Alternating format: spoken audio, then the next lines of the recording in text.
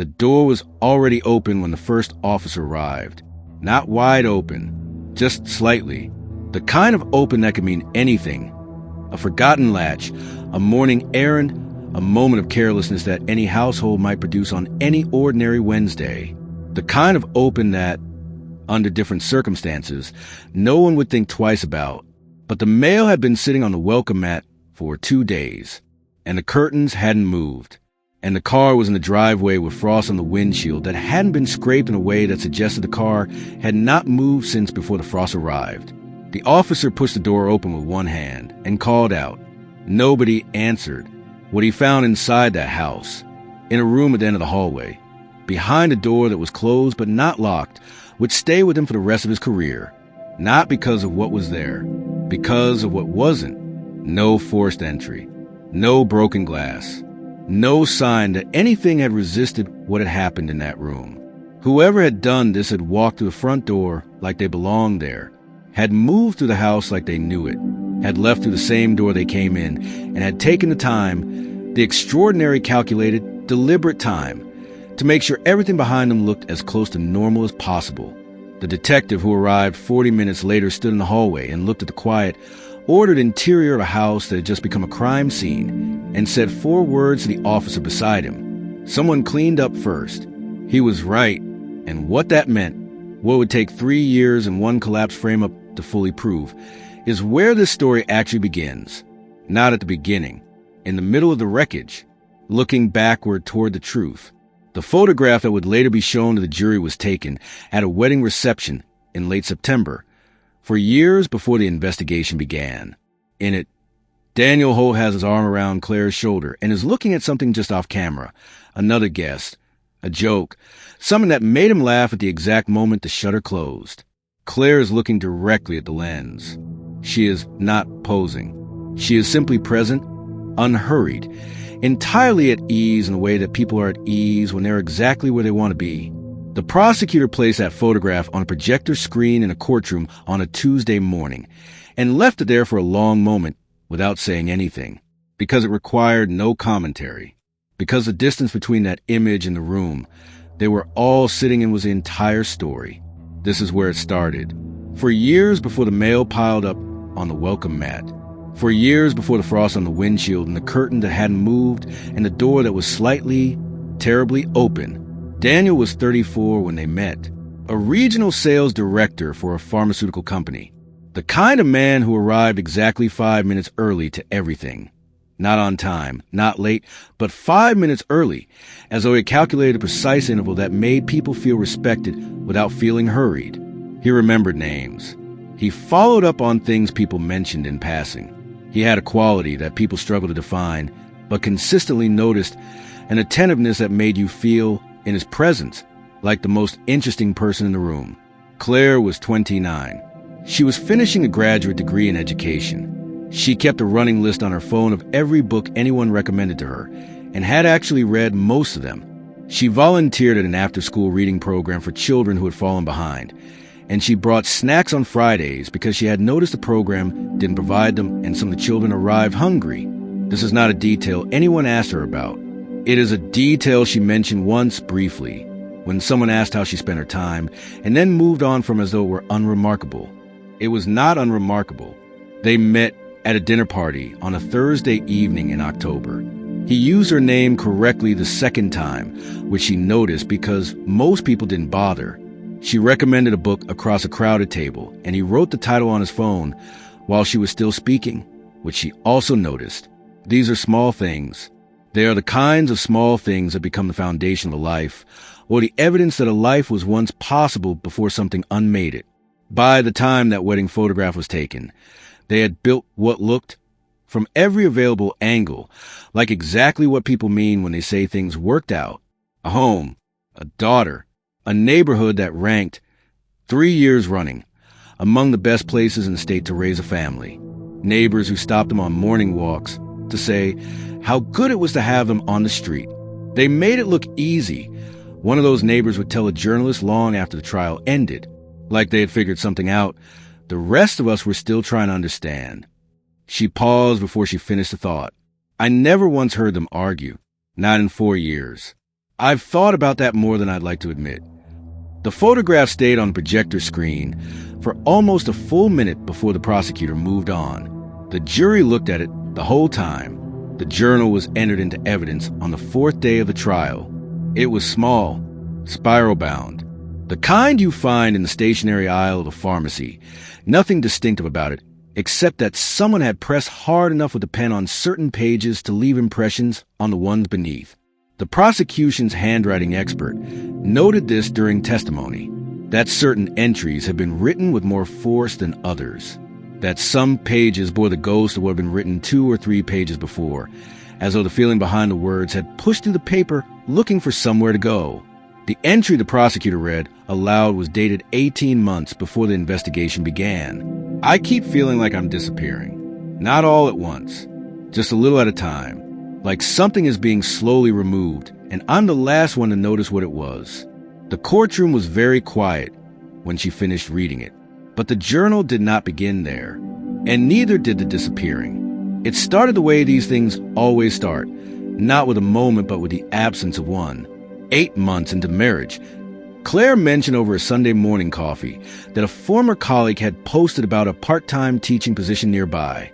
She was not asking permission. She was sharing something, the way people share things with the person they have chosen to build a life with. Daniel looked up from his newspaper, looked at her for a moment, and said, "You'd be exhausted within a month. You'd resent it, and then you'd resent me for letting you do it." He turned the page. The conversation ended. She did not apply for the position. Over the following year, the world Claire moved through became smaller in a way that a room becomes smaller when furniture is added to it gradually. Each individual piece reasonable, the cumulative effect suffocating only once everything is already in place. Her closest friend from graduate school stopped calling as often because Claire was always somehow unavailable. 2 other friendships dissolved in a slow, undramatic way that friendships dissolve when one person keeps being just out of reach. Her debit card had a $200 monthly limit. When she spent $43 on a dress for a friend's birthday dinner, Daniel found the receipt in her coat pocket 3 days later. He did not shout. He asked about it in a tone she had learned to recognize. Quiet, precise, requiring an explanation that she understood would not be good enough regardless of what it was.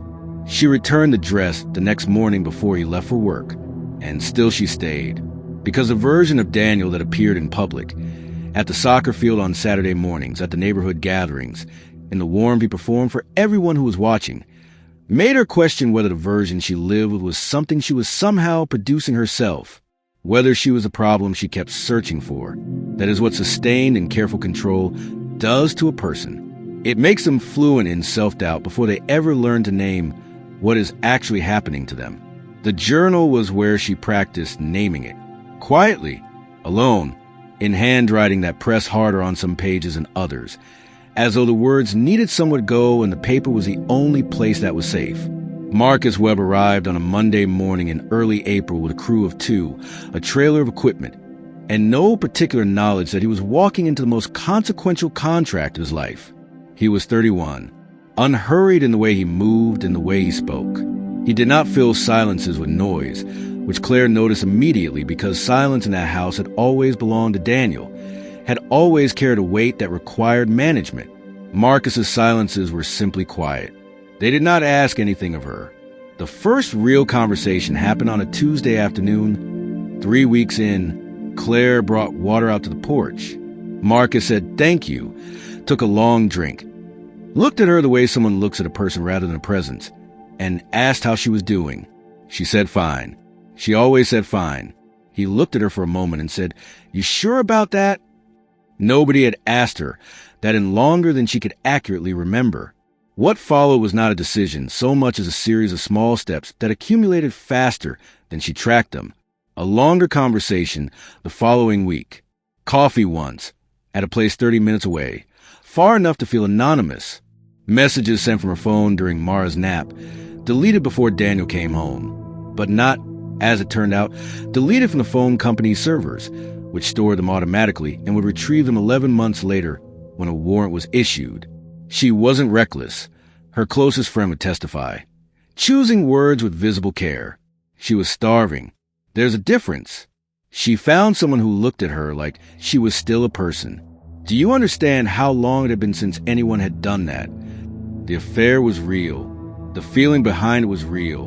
And this story does not ask you to excuse it. It asks only that you understand it, because understanding it is the only way to understand what was built around it without her knowledge.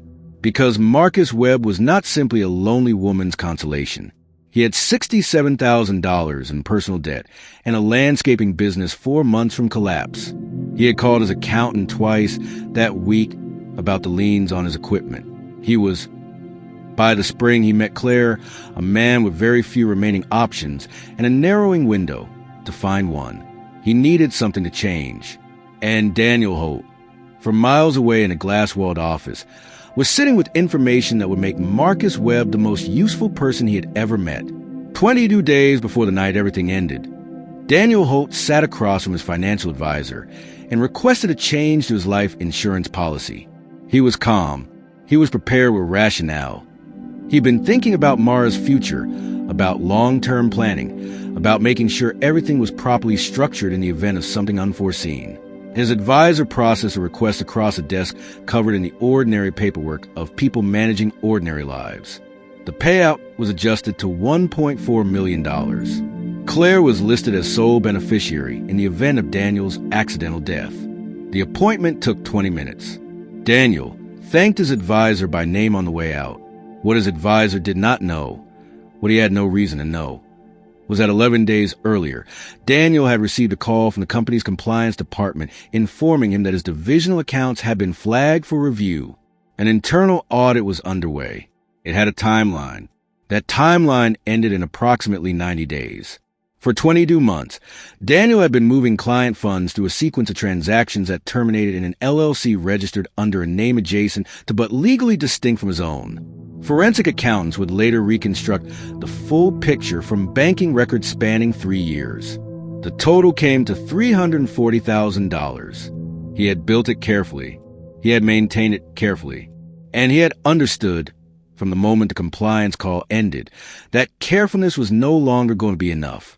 He sat in his office that evening after everyone else had left and worked through the mathematics of a situation with the same methodical attention. He applied to everything. The audit would conclude. The conclusion would be criminal. Asset seizure was probable. A civil suit from the company was certain. Whatever remained of the life he had constructed, the house, the accounts, the decade of accumulated stability, would be dismantled procedurally, publicly, and completely, unless there was one asset the audit could not reach, one instrument that sat entirely outside the forensic perimeter his company's lawyers were drawing around his finances. $1.4 million, structured as a spousal life insurance benefit, payable within 90 days of a qualifying event. 90 days, the same window as the audit. He looked at that alignment for a long time before he closed his laptop and drove home. Claire was making dinner. When he walked in, Mara was in the living room arranging something on the floor with the focused intensity of a 4-year-old who has decided this project is the most important thing happening in the world. Daniel stood in the doorway for a moment, watching both of them. Then he went upstairs, changed his clothes, and came back down to help set the table. Daniel had hired Raymond Cole 7 weeks before the insurance policy change. This is the detail that reframes everything that came before it, because it means that when Daniel sat across from his financial advisor and requested the adjustment to his policy, he had already been receiving weekly surveillance reports on his wife for nearly 2 months. It means the dinner he made that evening, and the flowers the following week, and the warmth he performed so consistently that Claire began to wonder if something was finally shifting. All of it was constructed on a foundation he had been building since before most people in this story knew there was anything to build. Cole was a private investigator who worked alone, kept no digital records of his clients, accepted only cash, and had, over 19 years of practice, developed professional reputation for delivering accurate information without editorializing it. He was not hired because Daniel had a specific suspicion. He was hired because Daniel Holt was the kind of man who preferred to know things before he needed to know them. Cole documented 22 meetings over 4 weeks. Coffee, walks, conversations on a porch that a telephoto lens could reach from a car parked half a block away. One afternoon at a hotel 40 minutes from a neighborhood, I checked in under Marcus Webb's name, log with timestamps, and a receipt photographed through a lobby window. Cole delivered the complete file on a Thursday in a plain manila envelope. Daniel read it at his desk with the door closed and the blinds angled toward the floor. He paid Cole in cash. He asked for no receipt. That evening, he came home and made Claire's favorite dinner. He opened wine. He asked about her day in a way that required an actual answer. She sat across from him and felt something she had almost forgotten was possible inside that house. The sensation of being met rather than managed. He brought flowers twice that week. I thought he finally understood something, she would tell investigators later, her voice stripped of almost everything. I thought whatever had been wrong between us had reached him somehow. I thought, she stopped. I looked at the table between them. I thought the flowers meant he was trying. What the flowers actually meant was that Daniel had everything he needed and was no longer in any hurry. He had his suspect. He had his motive. He had his narrative. All that remained was the timing. The evening of November the 14th began the way most evenings on Ridgeview Lane began. Mara had been bathed and read to and carried upstairs by 7:15. The baby monitor recorded the sound of her breathing evening out into sleep by 7:38. That timestamp, 7:38 p.m., will become one of the most examined details in the entire case. Not because of what it proved about Mara, because of what it established about everyone else. A child was asleep in that house. And whatever was about to happen, happened anyway. At 8:51, Claire sent a text to her sister. Something brief and domestic. A pediatric appointment she needed to move to a different Thursday. Her sister replied within 4 minutes. Claire did not respond. That unanswered message would sit in her sister's phone through the night and into the following morning. Unremarkable until it suddenly wasn't. A small, ordinary thing that became unbearable the moment her sister understood why it had never been answered. At 9:14, Daniel's phone connected to a cell tower 0.3 miles from the house. At 9:41, he sent a text to his regional manager. Call you tomorrow, long day. His manager read it, sent back a thumbs up, and went to bed. The message was calibrated. Not too long, not too warm. Precisely the kind of message a man sends when he wants a record to show he was winding down for the evening. The kind of message that is designed to be forgotten. At 10:23, the doorbell camera recorded the front door opening. Dark fabric, a sleeve, nothing identifiable. The timestamp was precise to the second in the way that automated systems are precise. Indifferently, accurately, without any investment in what precision would eventually mean. At 11:47, the neighbor's dog began to bark. Not the distracted, short bark of an animal reacting to a passing car. The low, sustained, repetitive bark of a dog that has registered something unresolved and will not release it until the thing is gone. The neighbor woke up, listened for 30 seconds, decided it was a raccoon or fox, pulled a pillow over her ear, and went back to sleep. She has spoken about that decision in several interviews since the trial. She does not blame herself. But she does not blame herself either. That is a particular kind of weight, and it does not get lighter with time. At 12:09 in the morning, the doorbell camera recorded the front door opening a second time. This time there was nothing in the frame. No sleeves, no figure, no movement visible at any point in the footage, only the door itself, opening inward and then pulling closed again with the quiet deliberateness of someone who knew precisely where to stand to remain outside the camera's field of view. Someone who had looked at that camera before. Someone who knew the angle. At 6:51 in the morning, the neighbor who had noticed a male called 911. The officer who arrived first pushed the door open and called out into a house that did not answer. What he found at the end of the hallway was the only room in the house that told the truth about what the night had contained. Every other room was composed, orderly, surfaces wiped, cushions straightened. The kitchen is clean in a way that a kitchen used for dinner is not clean unless someone has cleaned it afterward. The detective arrived 40 minutes later, walked the full length of the house without speaking, and stopped in the hallway outside the one room that couldn't be made to look like nothing had happened there.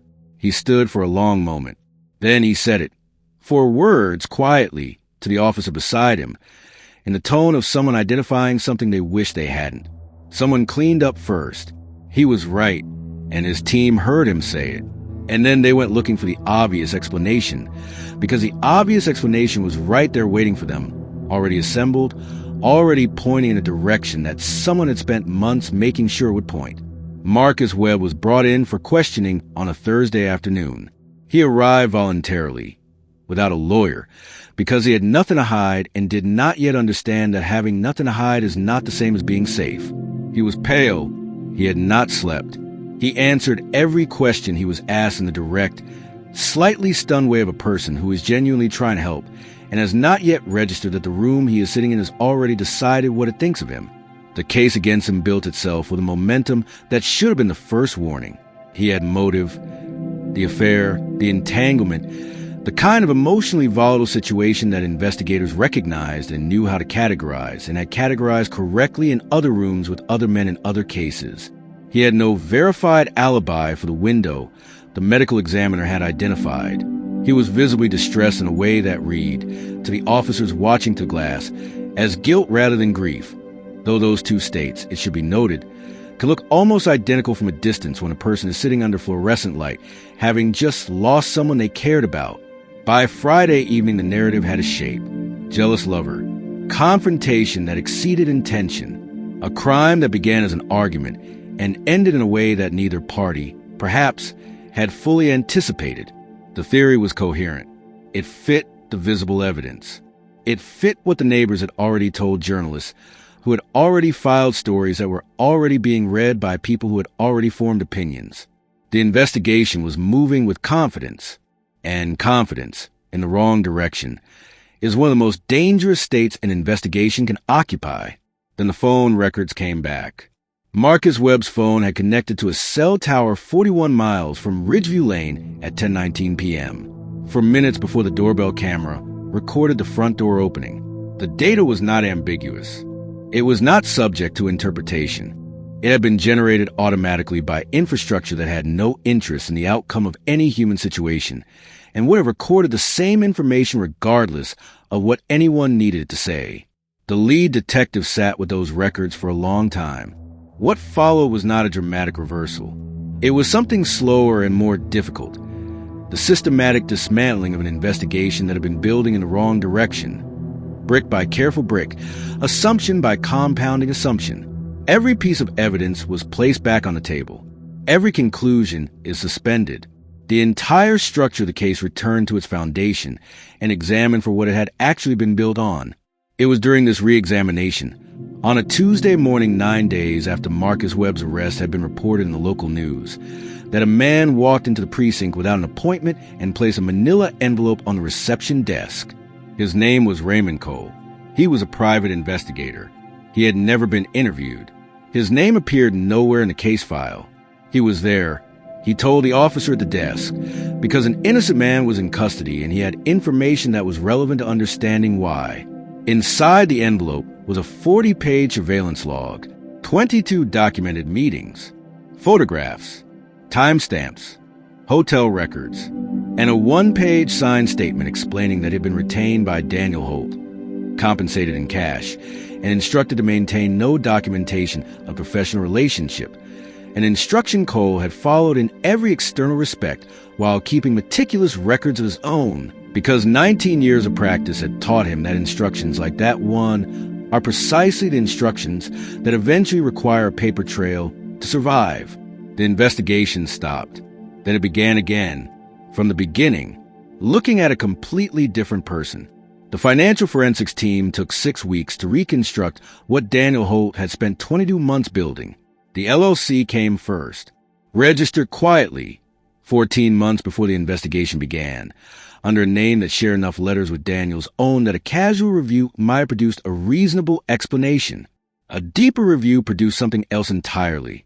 $340,000 had moved through it over 22 months, in increments calibrated to remain beneath the reporting thresholds that would have flagged them automatically, routed through a sequence of transactions that looked, at each individual step, like legitimate business expenses and looked, assembled in sequence, like a sustained and deliberate diversion of client funds. That finding, on its own, was sufficient for criminal charges. But it was what the forensic team found sitting beside it that changed the nature of the case entirely. The life insurance policy, $1.4 million, updated 22 days before Claire's death, with Claire listed as beneficiary in the event of Daniel's death, and Daniel listed as beneficiary in the event of Claire's. A standard reciprocal arrangement, the kind that exists in most married couples' policies, and attracts no attention because it is entirely normal, except that the payout window for an accidental spousal death claim was approximately 90 days, and the internal audit of Daniel's divisional accounts was scheduled to conclude in approximately 90 days. The forensic team placed those two timelines beside each other in a document that was eventually submitted to the court as Exhibit 31. The prosecutor would later say that Exhibit 31 was the moment the jury stopped being uncertain, because the overlap was not approximate. It was not suggestive. It was precise in the way that only intentional things are precise. Daniel had not snapped under the weight of betrayal. He had not discovered the affair and lost control of himself in a moment of rage that he had not planned and could not have predicted. He had watched the affair develop through a private investigator he had hired weeks before the documentation would have been necessary if rage were the actual motive. He had allowed it to continue. He had cultivated its visibility. The hotel records, the time-stamped meetings, the paper trail that Cole had assembled without understanding what it would eventually be used for, because a man with a documented affair and a volatile emotional situation is not just a person. He is a story, one that investigators recognize and jurors believe, and neighbors repeat over back fences without being asked. He had not been cuckolded into murder. He had built a frame around a man who had never been anything more than a convenience. Investigators executed a warrant for Daniel's personal devices. His search history, recovered from a cloud backup he had not thought to clear, covered 4 months of queries conducted across multiple networks on multiple days, a pattern consistent with someone managing his digital footprint without quite managing it completely, estate planning timelines following spousal death, insurance claim processing windows, legal exposure in cases of financial fraud, and on 6 separate occasions across 3 months, searches for countries that did not maintain extradition treaties with the United States. A flight to Lisbon had been booked under a variation of his middle name. Departure date, 93 days after Claire's death, 3 days after the standard processing window for the insurance payout. He was placed under surveillance for 72 hours. Investigators allowed him to believe the case had stalled, that the evidence against Marcus Webb had collapsed without producing a viable alternative theory, and that the investigation was losing momentum. They watched him move through those 3 days with steadiness that everyone who observed it would later struggle to describe without using the word chilling. He made meals. He responded to condolence messages. He attended Mara's pediatric appointment and held her hand in the waiting room and answered the nurse's questions about her diet and sleep schedule with the attentive patience of a devoted father. On the morning of the 72nd hour, he packed 2 bags, carried them to the car, and drove toward the airport without looking back at the house. He was arrested in a parking structure 4 minutes from the departure terminal. The detective identified himself. Daniel stopped walking. He stood very still with his hands at his sides and looked at the concrete floor for a long moment, long enough that the arresting officers exchanged a glance over his shoulder. Then something in his face changed, not panicking, not into anger, into something that the officer who wrote the report described, after crossing out 2 other words, as relief, as though the way of maintaining the architecture of it, the composure, the performance, the sustained and exhausting project of appearing to be a grieving husband while being something else entirely, had finally, in this parking structure under fluorescent light with 2 detectives and a pair of handcuffs, been lifted from him by someone else. He said nothing. He offered no resistance. He looked, for the first time in the entire span of this investigation, like a man who had run out of moves and was, in some private and terrible way, grateful for it. The trial lasted 11 days. The jury deliberated for 9 hours, and when the forewoman was later asked about those 9 hours, she said something that stayed with everyone who heard it. She said the facts had not been in serious contention among the jurors. What had required time was something she found difficult to name precisely, a collective need to fully absorb what they were being asked to confirm. that a man had stood in a doorway watching his 4-year-old daughter arrange things on the living room floor, had watched his wife move around the kitchen making dinner, and had already decided. I had already done the math. I had already chosen. Some verdicts require deliberation over facts. Some require something closer to bearing witness. Daniel Holt was convicted of first-degree murder, financial fraud, and conspiracy to pervert the course of justice. He was sentenced to 35 years to life. No possibility of parole for 25. His defense team filed an appeal within 60 days, citing procedural irregularities in the acquisition of digital evidence. The appeal is ongoing. Marcus Webb had all charges dropped the week Daniel was arrested. He relocated within the month and has given no interviews. He has not spoken publicly about any part of what happened to him. That silence is its own kind of statement. Raymond Cole testified for the prosecution across 2 days. He was precise, unhurried, and entirely consistent under cross-examination. He received a written commendation from the department. He declined every media request. Then there is Mara. She was 4 years old on the night her father made his decision in the house on Ridgeview Lane. She was asleep upstairs, breathing evenly into a baby monitor that uploaded to the cloud, while everything that defined her life was being permanently unmade 2 floors below her. She woke up the next morning not yet knowing. She is 5 now. She lives with Claire's sister in a house 40 minutes from the suburb with the farmers markets and the coffee shop that used to know her parents' orders by heart. She is, by every account available, doing as well as anyone could reasonably hope for a child carrying what she carries.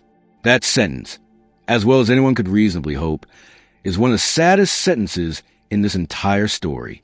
Claire's journal was entered into evidence on the 4th day of the trial. 91 entries across 22 months. The prosecutor read the final one, aloud in a courtroom that did not make a sound.